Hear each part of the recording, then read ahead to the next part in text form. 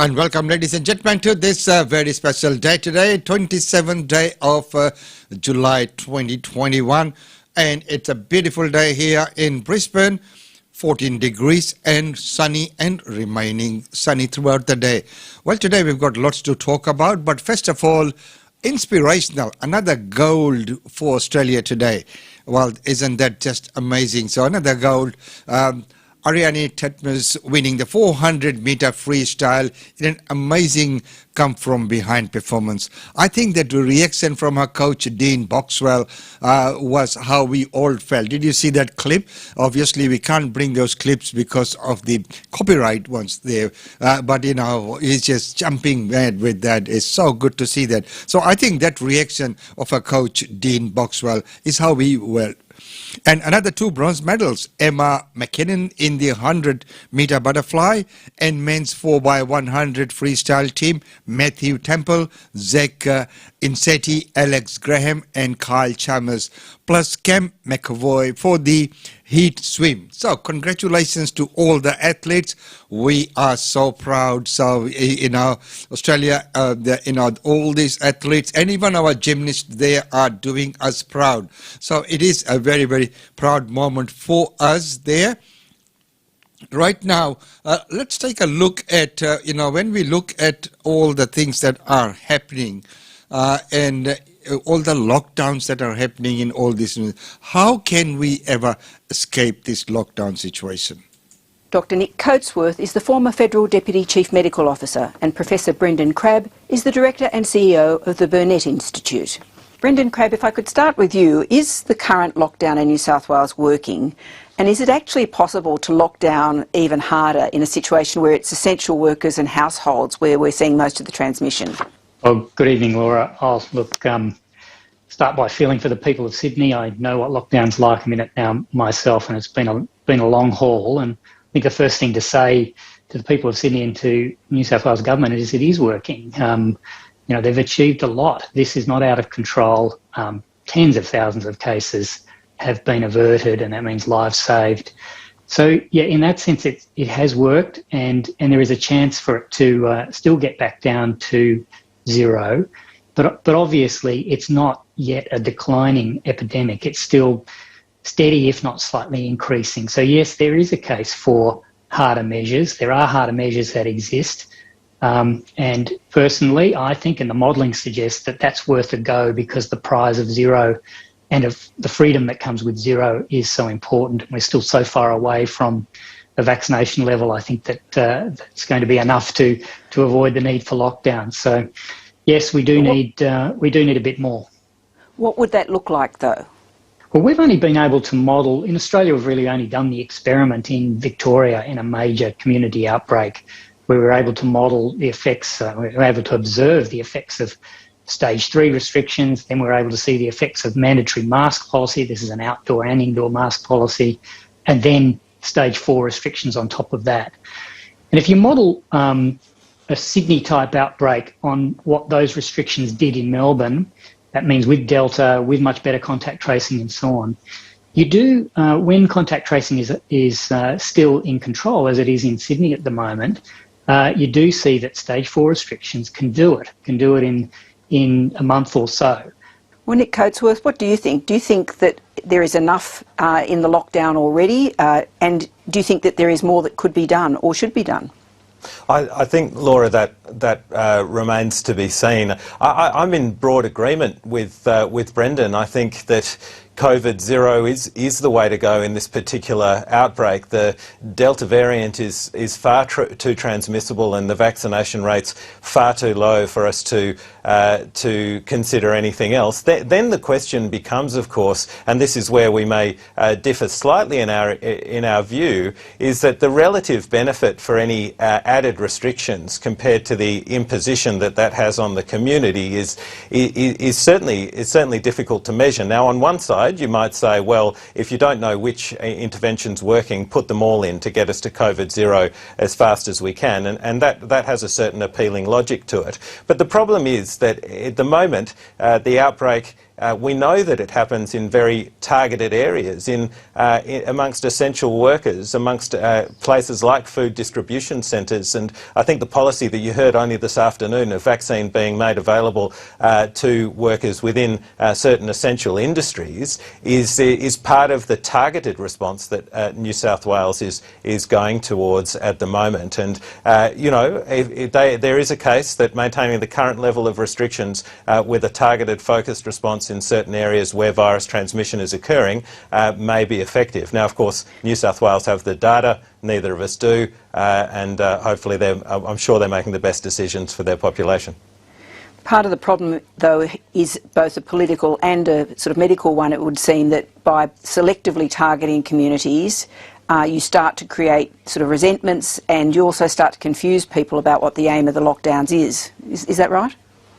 Well, I guess when I say selective targeting, I don't mean imposing greater restrictions on people, but obviously vaccinating key groups and sending a lot of vaccine, prioritising vaccine for communities within Southwest Sydney, I think is really important. Now, one might say that effect might take weeks. Sure, it might take weeks, but we certainly have to start it now to get the added benefit of something that we didn't have in Melbourne, the Melbourne second wave, and that was a very effective vaccine. Well, you tweeted on the weekend that you were going to be challenging academics at the University of New South Wales who described AstraZeneca as less effective. At this late stage, can we actually do anything to unscramble the egg about vaccine hesitancy about AstraZeneca? I think we all have a duty to be honest, which is why I've become quite passionate about it. You know, this has been an emerging thing for me. I had anti-AstraZeneca sort of hesitancy in my own family, and now I'm seeing it in my own patients. And I think the time for the sort of esoteric academic discussions about efficacy is long gone, and which is why I'm keen to see us all join together and get vaccine into people's arms as quick as possible, whether that be Pfizer or AstraZeneca. Thanks both for your time tonight. Thank you. You're welcome. Thank you very much for that analysis, and that is probably just about where we are at this point in time. Well, if you look at the protests that happened in Sydney and Melbourne, and of course we've seen some happening here in Brisbane as well. So there is a lot of frustration and distress, and of course there is plans for holding more. Police believe another lockdown protest is planned in Sydney this weekend after thousands of people gathered in Sydney and Melbourne last Saturday. Among them are far-right activists, QAnon conspiracy theorists and people feeling the economic cost of the lockdown. Dr. Josh Roos researches radicalism and extremism at Deakin University, and he joins me now. Thank you so much for your time. So this is a really disparate group of people that came together for the protests on the weekend. What's the motivation? Yeah, it's a really important question because it is such a complex tapestry of actors. Well, primarily, the common theme here is frustration, but also distrust in government. There's a strong feeling that the government have let people down, both economically but also politically. That said, there's also a wide variety of various groups that have contributed to these protests, and it's important that we know who they are and what they're thinking, and there's a much deeper seated animosity to the state. How do these groups communicate? Like, how is this all arranged? Look, it used to be that they would conduct their activities through social media and a lot of their recruitment as well. So the obvious, Facebook, Twitter. That's changed as these social media companies have slowly started to crack down on disinformation. We've seen them migrate over to encrypted messaging applications like Telegram. Does that make it harder for authorities to find the messages? Not necessarily, because the activities on Telegram are often public. You can observe in real time, as the protests are taking place, exchanges of messages between activists and people protesting. But what is difficult is actually effectively getting in between and actually intercepting those messages between the key organisers, both nationally and internationally. And we've seen that these protests are occurring internationally at the same time. How did Saturday's protest differ from, say, the Black Lives Matter protests last year? There have been probably progressives quick to condemn the protests on the weekend, but defend the action, the BLM action from last year. Yeah, the usual narrative is that the BLM, the Black Lives Matter protests, were a progressive protest, so that they were allowed, and these aren't being allowed because they're seen to be to the right of the political spectrum. It's not necessarily the case. I mean, what we saw at the BLM protests were people who were covering up, social distancing, an actual reasonably responsible march where people were actually obeying the guidelines. What we've seen here are people deliberately walking around without masks, deliberately disobeying the convention about social distancing, and if anything, actively spitting on police officers at times, and media figures as well. So there's been a strong attempt by the protesters to basically rebel and to show defiance against the protest. So that's probably where the primary concern is, particularly when it could become a super spreader event. You say that engagement is necessary, but how do you engage with so many disparate groups and ideas? It's a real challenge, because this isn't just about this. Well, what we see with these protests are that they're a symptom. They're a symptom of a much larger problem. It's easy for politicians to talk in negative terms about the protesters. I think most people feel that way in some way, shape or form, and it's easy to play to that. But the fact is that these protests have really started to pop up over the last 18 months, and they signify a much deeper-seated discontent, not only about the impact of the lockdowns disproportionately on some segments of the community, in particular working people in precarious work, but also across multicultural communities, and there's a quite complex geographic divide starting to emerge as well, both in Sydney and the way that the lockdown's being configured there, but also in Melbourne and the policing strategies being used. So it's important to understand that there's a really wide array of strategies that governments are going to have to do, not just to engage and win back trust, but in the way that they're actually conducting this entire operation. There are further protests planned for Saturday. Can authorities stop it? It'll be difficult to stop. I mean, it's pretty easy to anticipate that, given the reaction to the first round of protests, that law enforcement will be a lot more rigorous and vigorous in policing.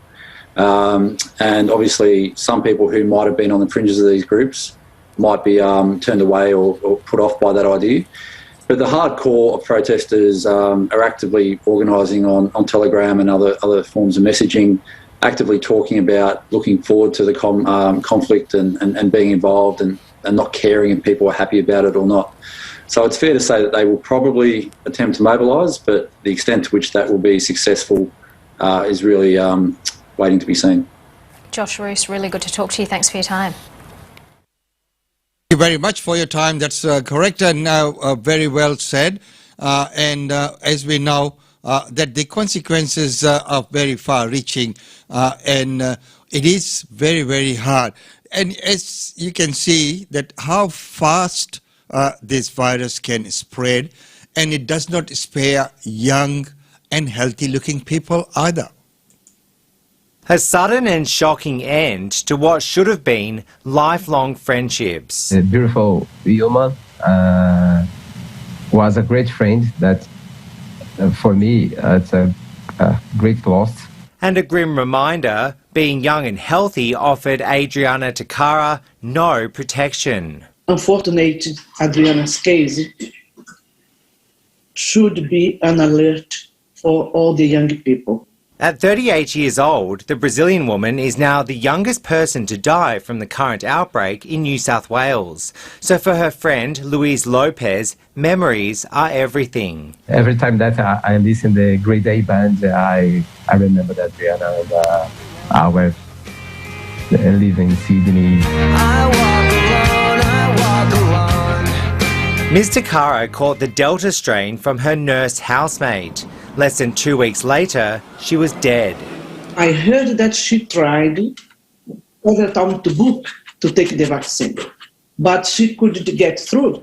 Not long after being admitted to hospital, Ms. Takara suffered a heart attack which led to her rapid deterioration.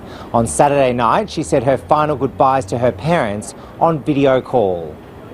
Ms Dakara had to do the same in Sydney with her younger brother and her boyfriend, who she planned to marry once she finished her Masters in accounting. Those people under 40 should really give strong consideration to having a vaccination, including with the AstraZeneca vaccine, if that's the only one available to them. We have a new star in the sky because Joanna. A star that has shone a new light on a virus that seems to be one step ahead. Mark Reddy, ABC News. And the virus that is one step ahead, and being young and fit, does not exclude you from getting that as well. So, everyone needs to be really, really vigilant on that. Well, right now, we'll take a look at small businesses and what's happening with the small businesses. And later on, we'll get I'm trying to get online our studio guest, Kelly Power from Australian Super Guarantee, and she'll talk about that. So this will nicely lead into that. But first of all, because small businesses are facing a lot of problem at this point in time. There have been some government incentives in place, but who gets it and how to apply for it and all the red tape that's involved with it is causing a lot of heartache, and people are just calling the helpline left, right and centre. So business owners, particularly small business owners, are facing a really uncertain future in this country, and calls to the Small Business Debt Helpline and the National Debt Helpline have exploded in the last few weeks. Fiona Guthrie is the Chief Executive of Financial Counselling Australia, which runs both of those helplines. She joins us now from Melbourne. Good morning, Fiona. Good morning. You have had a huge increase in the volume of calls. What are small business owners in particular telling you? We've had a big increase in the Small Business Helpline, not so much in the National Debt Helpline, which is interesting. But what small business owners are telling us is that they're essentially just overwhelmed. They're at the end of their tether. We're particularly hearing from sole traders who may not be eligible for any government support. For example, there was a person who had a carer's payment, also had a small business, so can't get any government support. People are having to deal with Centrelink for the first time, where with JobKeeper they dealt with the ATO, they already had a relationship, they're having to set up accounts, it takes time. They're trying to navigate a system that's difficult with different announcements and different criteria and different eligibility and trying to get information about that. And so the small business financial counsellors can help. We can help people navigate that system. But I suppose the overwhelming it's just too much. People are really, really struggling. They've lost incomes and they're having to put staff off. It's heartbreaking. It's interesting you saying that, part of the issue is there's the amount of money, which is one thing, and actually getting it is another. And today we're asking small business owners to let us know their experiences. We've had a couple come in already. A couple positive, mostly negative, as you would be saying. People really stuck to actually figure out what's going on. Let's talk about the money. Is there enough money available for small businesses? Well, if you're on JobKeeper and you're a small business passing on to employees, in the first long lockdowns it was $750 per week. It's now a maximum of $600 and those individuals have to pay for it. And there are different grants for small businesses and it depends on the state and, as I said, depends on the eligibility and your turnover. And so it's so much more up in the air and uncertain for people. And I think that's part of the problem. It's just less clear and it's more difficult to try and get, and there's a time lag. So, look, everyone's very pleased that there is support available and that's really important. I don't want to lose sight of that. But for some small businesses, no, it's not enough. Let's go to individuals. As you mentioned earlier, individuals, if they're on Centrelink payments, aren't able to get that disaster relief from the Commonwealth. How is that affecting people? Well, for some people, it's just been disastrous. So we had a financial counsellor tell me last week about a client of his who had JobKeeper. She had a small amount of money from a casual employment. Casual employment dried up. She was desperate. She's got 2 small children, really, really worried. So you don't always make good decisions when you're overwhelmed and you can't really understand criteria, and that's easy to see why she made this decision, and she took herself off JobKeeper. You mean JobSeeker? In the hope that she would get the JobSeeker, in the hope that she would get the COVID disaster relief payment of $600. It's not clear that she would be eligible for that.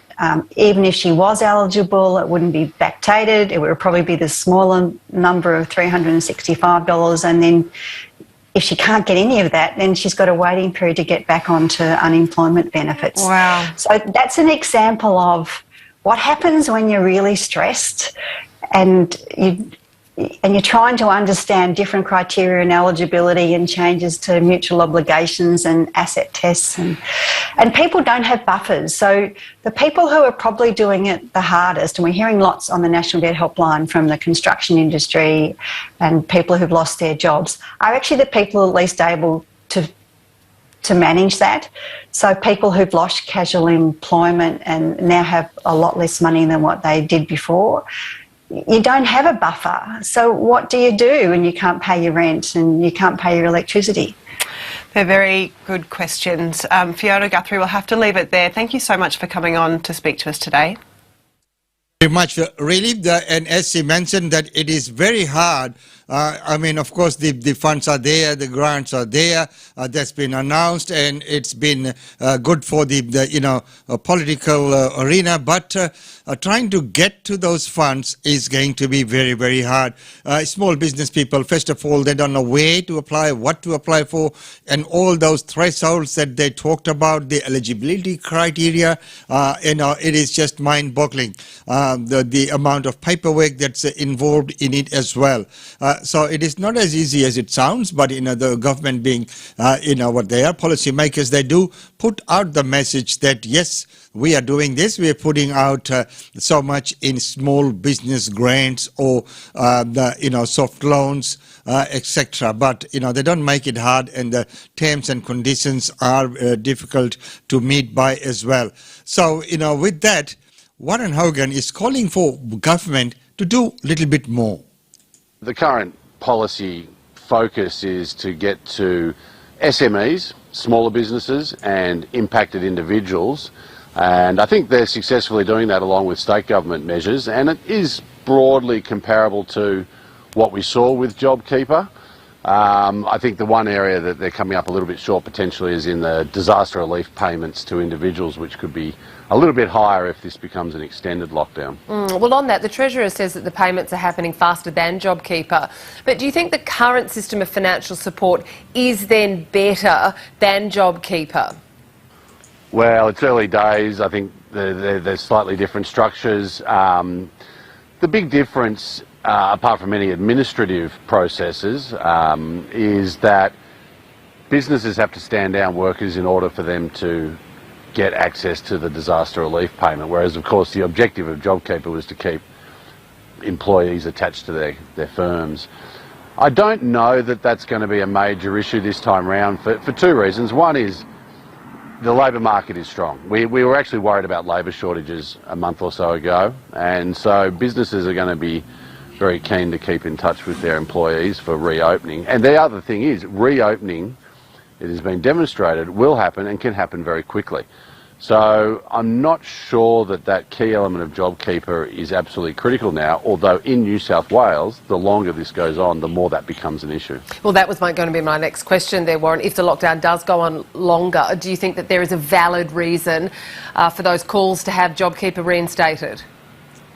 Well, not the full JobKeeper, no, not at all. It's very expensive and it's not well targeted. Certainly large corporations and bigger firms, I don't think are going to need it. They should have built up they have built up substantial financial reserves because, quite frankly, JobKeeper proved to be profitable for many businesses. So they should be able to manage through an extended lockdown. Smaller business is really the focus here. And we may need to think about some sort of small business JobKeeper for New South Wales. But I think if this lockdown in New South Wales, even if construction goes back online next week, if the rest of the Greater Sydney remains in lockdown for another month or so, we should consider, I think, seriously raising those disaster relief payments for New South Wales residents, because $600 is not enough, and every extra dollar they put into the pockets of people getting that payment will be spent and will be propping up the economy through this period. So do you expect that we might see more changes to these support measures, such as the disaster payments, as you just mentioned? I think the government is open to changing the settings. I think the New South Wales government is imminently going to provide their roadmap and views on restrictions post this week. And if we're going to go for a longer lockdown here in Sydney, I think the federal government might make some changes and increase those payments or look at what they can do for small business. Warren, there are reports that financial modelling has been requested out to mid-September of the impact of the lockdown in Sydney. What would an extended lockdown look like on business, on workers, on growth, on the recovery?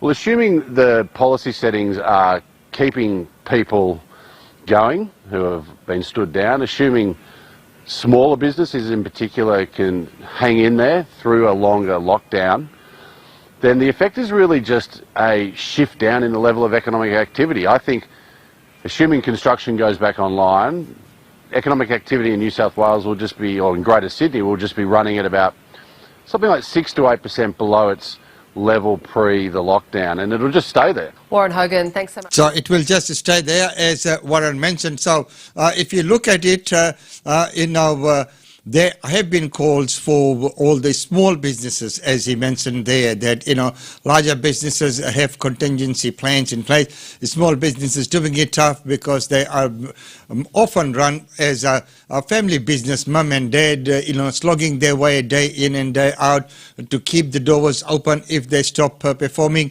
the business just goes down the gaggle. So, the extraordinary amount of time and effort they put in to keep those going, they are the ones who actually and really, really need assistance at this point in time. And whether or not it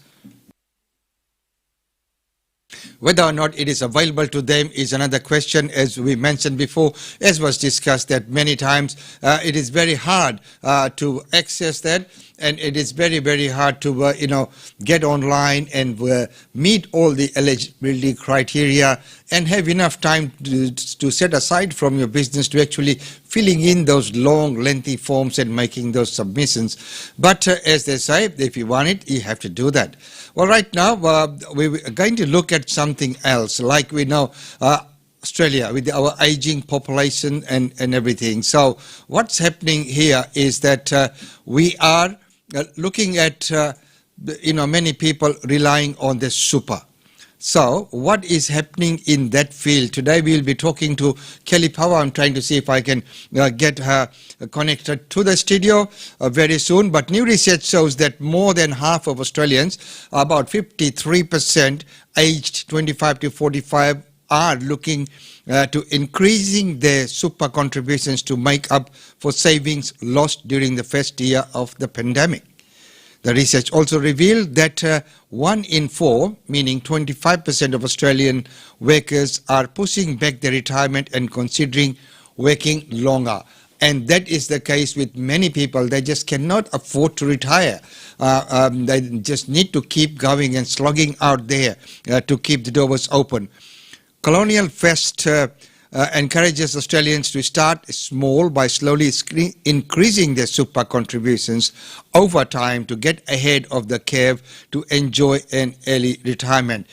Now, as we know, small businesses, once again, very hard. But if you had a good secure job, in a government agency or something like that, yes, retirement is for you. You can definitely go along with that. Well, right now, let's see if we can get Kelly on the line. Hello, are you there, Kelly? Yeah.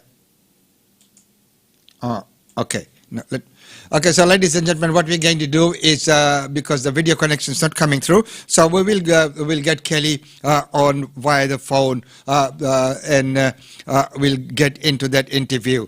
So once again, Kelly, thank you so much for being on the show. And as we know, we've been talking about the super and the research that has been done. And so could you tell us a little bit more about the research findings?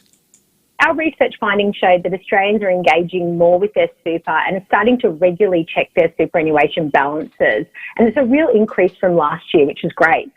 70% of Australian workers are aware that the superannuation guarantee amount has gone from 9.5% up to 10% from 1 July.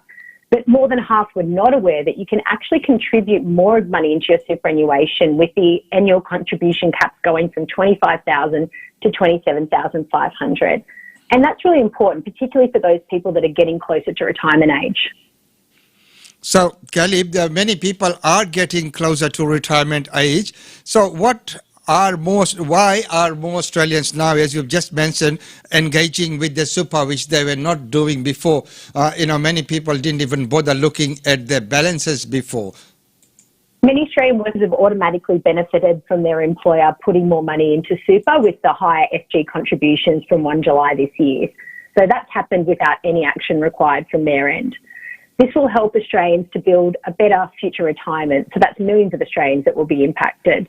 For example, a 35-year-old worker earning $89,000 a year will add over $76,000 in retirement when they hit age 67. So it really does support a better financial future and better retirement for millions of Australians. Mm-hmm. So that is very good. There are very good benefits of the super guarantee increase. That's and with that increase, once again, there's many of the people who are now accessing the website, trying to find out a little bit more and what they can actually do with the funds. We see that a year on, COVID-19 still continues to create financial uncertainty for many Australians. Almost 3 million Australians had to take superannuation money out of their super last year to help them survive the pandemic and pay for, basic living expenses. What we're seeing now as a result is that Australians are starting to look more closely at their finances, and that does include their retirement savings. It's really exciting to see that Australians are starting to recognise that super is their money and how important it is to their future. And it is very, very important, as you have mentioned there, Kelly. So once we look at all the things that are happening and the impact that COVID has, so what impact has COVID-19 had and how people view their retirement and super savings? The repercussions of unemployment and lost savings during the pandemic have really taken a toll on Australians. We can see from our research that a quarter of Australians are thinking about pushing back their retirement and working longer. Mm-hmm. And we know that a lot of Australians have had to call on their super as a part of the early release scheme to help them survive the pandemic. Either way, super has become a really important topic of discussion in Australian households. Okay, so, when we're talking about a point of discussion in the household, so what are the age groups that are most engaged with their super and retirement savings and ideas? As we know that, it is not everyone who would be really, really interested in that. And some people have not even checked their balances or how their funds are doing. So what are these age groups that are often engaged?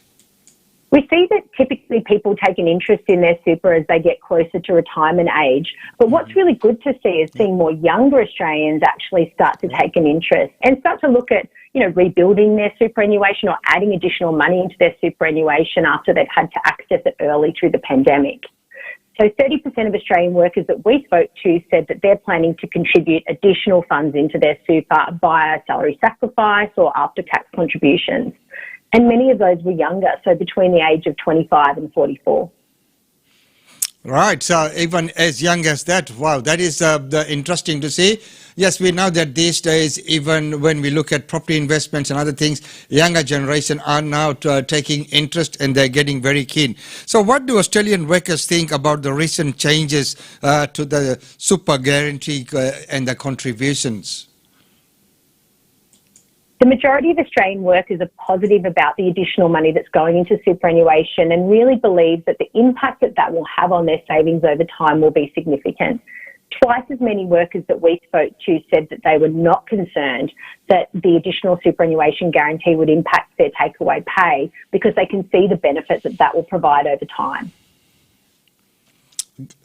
Kelly, once again, thank you so much for coming on the show. And I'm sorry that we could not connect via the video link. Maybe next time we will try that again, but thanks for joining in via the phone as well. So the audio did come through. So thank you so much for being on the show and explaining all these things. You know, the repercussions of unemployment and lost savings during the pandemic will affect people for years to come, as 1 in 4 Australian workers are rethinking their retirement plans and are considering working longer, as we just discussed there with Kelly Power of Australian Super Guarantee, and bringing that information to us. That is very, very good of Kelly to bring that information to us. And once again, Kelly, thank you so much for being on the show. Well, right now it's time to move on, and we'll take up the commercial break and get a message from our sponsors for the segment. GlobeNet Realty. GlobeNet Realty has been the longest established, trusted and respected agency in its trade area. Washa Chandra, Director of GlobeNet Realty, provides honest and ethical service to her customers. If you are thinking of investing in Brisbane real estate market, or if you are seeking professional property management, then you should contact Usha Chandra today on landline 3865 4466 or mobile 0419 775 416. And for further updates, log on to our website www.globenetraltor.com.au. GlobeNet Realty is your own local real estate agency. Situated at Shop 52281 Sandgate Road, Boondall. GlobeNet Realty. Real estate is our world.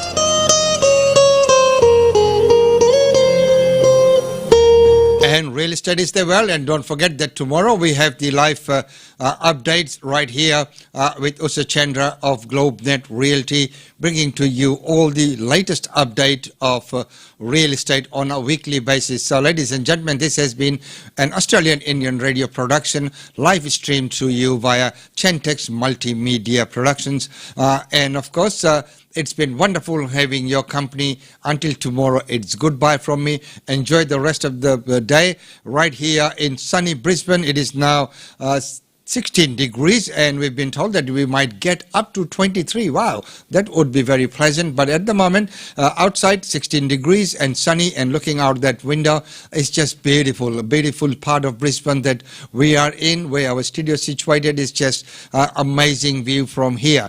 For those who have actually made it to the studio, you would know that. But right now, it's time to say goodbye. It's always wonderful to have your company as usual.